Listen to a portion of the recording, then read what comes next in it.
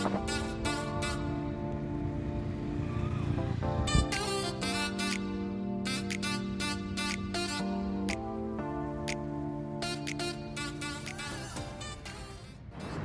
guys, what's up? It's Rio here, back with another video. First of all, I just wanted to say what an amazing time we have to see what we're really made of. Most of us have a lot of time on our hands, and it's interesting to see how we will adapt and use this time to become better versions of ourselves. So what are you doing with your time? Also, the public park's open today, which I'm really excited about because I can finally do more bodyweight exercises. Actually, right now I'm here in the park, as you can see. So anyway, today I wanted to do a quick tutorial on the handstand.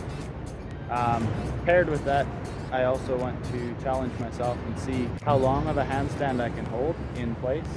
So that's my challenge for today, but coming at you is a little mini course, little tutorial of the handstand. So since this quarantine started, I challenged myself to see if I could get a 1-minute handstand, and I've been working on it every single day. Wait a while, a couple minutes on my hands each time, see if I can work up to a 1-minute handstand. So today here in the park, I want to give it a shot.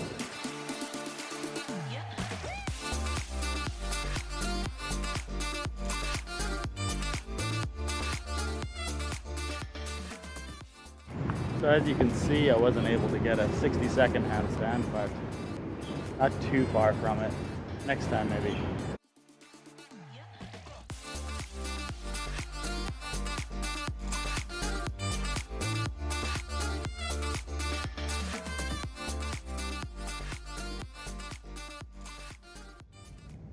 So, I learned the handstand probably 15 years ago. That was before I had a smartphone or any easily accessible YouTube tutorials. I've practiced them fairly consistently since then, but never really tried to master the perfect form until quarantine started here in Thailand about 8 weeks ago. So I think a large majority of you guys can be able to do a handstand. You don't have to be super strong. If you can do 5 or 10 regular push-ups, you're definitely capable of doing a freestanding handstand. You just need enough flexibility in your wrists and shoulders, and a lot of practice.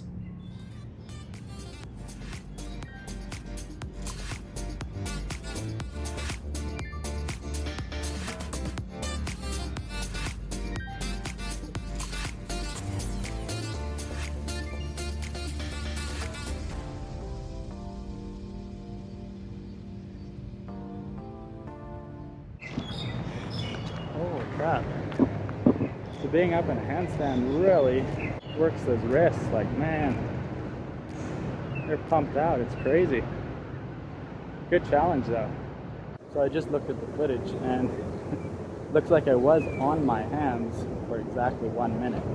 Does it count? Give it a like if it counts, and don't give it a dislike if it doesn't count. To start, you'll want to stretch out your wrists.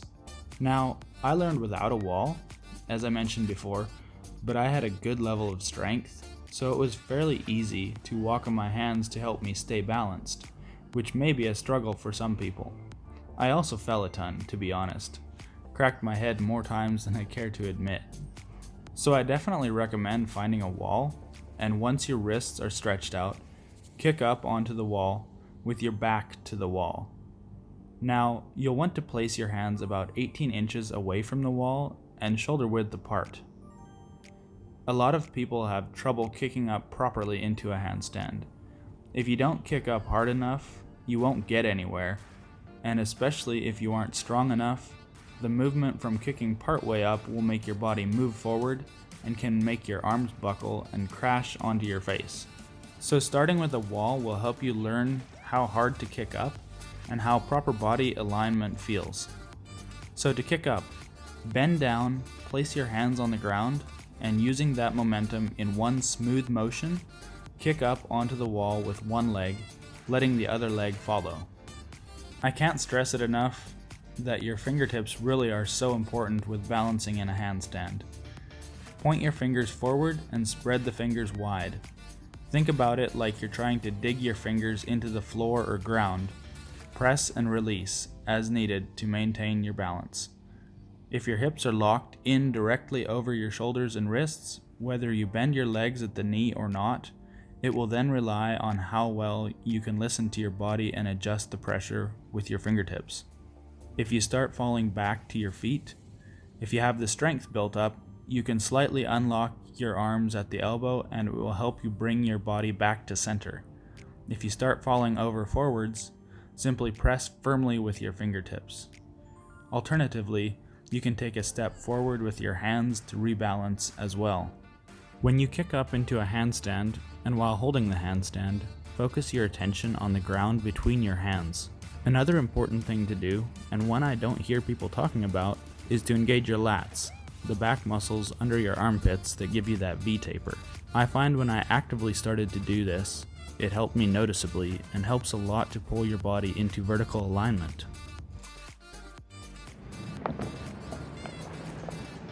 So you can choose to have your legs bent or straight. I find learning with your legs bent actually gives you more, it's a little bit easier to start off with. A lot of people don't recommend that, and if you're a gymnast, then no, you shouldn't do that, but for just your everyday calisthenics dude, I think it's just perfectly fine. You can learn your balance a bit better, and you can play with it with your hands, and yeah, that's how I learned. I actually learned without a wall, but most people recommend with a wall. You know, I fell a lot of times. So using a wall is great, but I think a wall can also be a crutch. So you need to know when to start not using a wall. Man, it's a hot day out here. It's just morning time yet. It's only 11 o'clock yet. But yeah, you don't want to use the wall as a crutch. So that's a big key point. You need to start doing freestanding, handstands as soon as possible, and just learn how to fall. So to dismount, basically what you're doing is you're bringing your body forward in your handstand, passing that invisible vertical line balance point, and once you feel you've significantly passed that straight line, you need to turn your hips to the side, whichever side is more comfortable to you, and then separate your legs and come down, one leg at a time.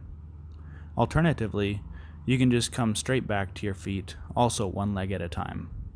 Anyways, that's about it for this video. If you enjoyed it or learned something new, let me know in the comments and consider giving it a thumbs up, and we'll see you in the next one.